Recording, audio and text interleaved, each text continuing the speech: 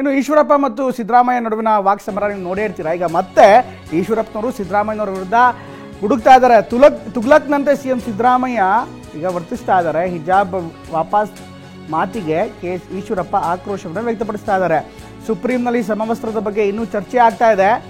ಅಂದರೆ ಈಗಾಗಲೇ ನೇರವಾಗಿ ಸಮವಸ್ತ್ರದ ಬಗ್ಗೆ ಚರ್ಚೆ ಆಗ್ತಾ ಇದೆ. ಸುಪ್ರೀಂ ಕೋರ್ಟ್ನಲ್ಲಿ ಪ್ರಕರಣ ಇದೆ. ಸಿಎಂ ಕಾನೂನು ಸಚಿವರು ಇದ್ರ ಬಗ್ಗೆ ಕೇಳಿದ್ದಾರಾ, ಅವರನ್ನು ಕೇಳ್ಕೊಂಡು ಮಾತಾಡಿದಾರಾ ಅಂತ ಈಗ ಮುಖ್ಯಮಂತ್ರಿಗಳನ್ನೇ ಈಶ್ವರಪ್ಪನವರು ಪ್ರಶ್ನೆ ಮಾಡ್ತಾ ಇದ್ದಾರೆ. ಹಿಂದೆ ನೀವೆಲ್ಲ ಗೊತ್ತಿರಬೇಕಾದ್ರೆ ಮೊಹಮ್ಮದ್ ಬಿನ್ ತುಗ್ಲಕ್ನ ಹೆಸರು ಕೇಳಿದ್ದೀರ. ಹುಚ್ಚು ದೊರೆ ಅಂತ ಅವ್ರಿಗೆ ಕರೀತಾ ಇದ್ರು. ಆ ಥರ ಇವತ್ತು ಕರ್ನಾಟಕ ರಾಜ್ಯದ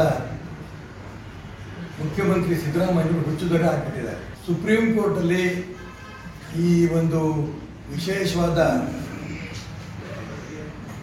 ಸಮವಸ್ತ್ರದ ಬಗ್ಗೆ ಕೋರ್ಟಲ್ಲಿ ಚರ್ಚೆ ಇನ್ನೂ ಆಗ್ತಾ ಇದೆ.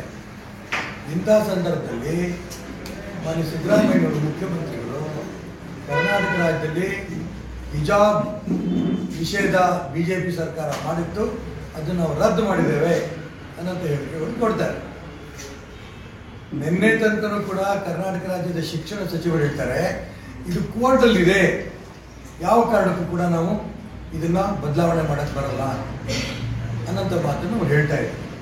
ಈಗ ಎಲ್ಲೋಯ್ತದು ಕೋರ್ಟು, ಹೈಕೋರ್ಟಿನ ಜಡ್ಜ್ಮೆಂಟ್ ಏನಾಯ್ತಾಗಾರೆ, ಸುಪ್ರೀಂ ಕೋರ್ಟ್ನಲ್ಲಿ ಇದು ಅದು ಪೆಂಡಿಂಗ್ ಇದೆಯಲ್ಲ, ಅದ್ರ ಬಗ್ಗೆ ಮುಖ್ಯಮಂತ್ರಿಗಳು ಏನು ಹೇಳ್ತಾರೆ?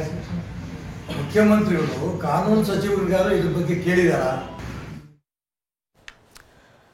ಇನ್ನು ರಾಜ್ಯದ ವಿವಿಧ ನಾಯಕರು ಕೂಡ ಈ ಬಗ್ಗೆ ಮಾತನಾಡ್ತಿದ್ದಾರೆ. ಇನ್ನು ಚಕ್ರವರ್ತಿ ಸೂಲಿಬೆಲೆ ಕೂಡ ಕಾಂಗ್ರೆಸ್ ಸರ್ಕಾರದ ವಿರುದ್ಧ ಕಿಡಿಕಾರ್ತಾ ಇದೆ. ಕಾಂಗ್ರೆಸ್ ಒಂದು ರೀತಿ ಮುಸ್ಲಿಂ ಪಾರ್ಟಿ ಆಗ್ಬಿಟ್ಟಿದೆ ಅಂತ ಸೂಲಿಬೆಲೆ ಹೇಳ್ತಾ ಇದ್ದಾರೆ. ಮುಸ್ಲಿಂ ವೋಟ್ಗಳನ್ನು ಪಡೆಯಬೇಕೆಂದು ಈಗ ಮಾತಾಡ್ತಿದ್ದಾರೆ. ಹೀಗಾಗಿ ಇದೆಲ್ಲವೂ ಕೂಡ ಆಗ್ತಾ ಇದೆ ಅಂತ ಸೂಲಿಬೆಲೆ ಹೇಳ್ತಾ ಇದ್ದಾರೆ. ಸಿದ್ದರಾಮಯ್ಯನವರು ಅಧಿಕಾರಕ್ಕೆ ಬಂದಾಗಲಿಂದ ಇದಕ್ಕಿಂತಲೂ ಭಿನ್ನವಾದ ನಿರೀಕ್ಷೆ ನಮ್ಗಳದ್ದೇನೂ ಇರಲಿಲ್ಲ.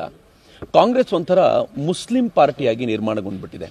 ಅವರಿಗೆ ಕಾನೂನಿನ ಮೇಲೆ ವಿಶ್ವಾಸ ಇಲ್ಲ, ಅಥವಾ ಕಾನೂನು ಹೇಳಿದ್ದನ್ನು ಒಪ್ಕೋಬೇಕು ಅನ್ನುವಂಥ ಯಾವುದೇ ಧಾವಂತವೂ ಇಲ್ಲ, ಅಥವಾ ಒಟ್ಟಾರೆ ಅವ್ರಿಗಿರೋದು ಒಂದೇ ಏನು ಅಂತಂದ್ರೆ ಹೇಗಾದರೂ ಮಾಡಿ ಮುಸ್ಲಿಂ ವೋಟ್ಸನ್ನು ತಮ್ಮದಾಗಿಸ್ಕೊಳ್ಬೇಕು ಅನ್ನೋ ದೃಷ್ಟಿಯಿಂದ ಕಾಂಗ್ರೆಸ್ ಒಂದು ಮುಸ್ಲಿಂ ಪಾರ್ಟಿಯಾಗಿ ಪರಿಣಮಿಸಿದೆ. ಸುಮ್ಮನೆ ಹೇಳಬೇಕು ಅಂತಂದ್ರೆ ನಾವು ಶಿಕ್ಷಣ ವ್ಯವಸ್ಥೆಯನ್ನು ರೂಪಿಸಿರೋದು ಹೇಗೆ ಅಂತಂದ್ರೆ ಕಳೆದ ಅನೇಕ ವರ್ಷಗಳಿಂದ ಸ್ವಾತಂತ್ರ್ಯ ಬಂದಲಾಗಾಯ್ತು ನಾವು ಹೆಂಗೆ ಮಾಡಿದ್ದೀವಿ ಅಂತಂದ್ರೆ ಅದು ಸಾರ್ವತ್ರಿಕವಾಗಿರಬೇಕು, ಎಲ್ಲರೂ ಈಕ್ವಾಲಿಟಿಯನ್ನು ಅಲ್ಲಿ ತೋರಿಸುವಂತಾಗಬೇಕು, ಜಾತಿ ಮತ ಪಂಥಗಳನ್ನು ಮೀರಿ ಶಿಕ್ಷಣವನ್ನು ಕೊಡುವಂತಾಗಬೇಕು ಅನ್ನೋ ದೃಷ್ಟಿಯಿಂದ ಎಲ್ಲವನ್ನೂ ವ್ಯವಸ್ಥೆ ಮಾಡಿಕೊಂಡಿದ್ರೆ. ಅದಕ್ಕೋಸ್ಕರವೇ ಒಂದು ವಸ್ತ್ರ ಸಂಹಿತೆಯನ್ನು ಜಾರಿಗೆ ತೆಗೆದುಕೊಂಡು ಬಂದು ಆ ವಸ್ತ್ರ ಸಂಹಿತೆ ಅಡಿಗೆ ಎಲ್ಲರೂ ಸಮಾನವಾಗಿದ್ದಾಗ ಈ ಹಿಂದೆ ಹಿಜಾಬ್ ಹಾಕೊಂಡು ತಿರುಗಾಡುವಂತ ಗಲಾಟೆಯನ್ನು PFI ಶುರು ಮಾಡಿತು.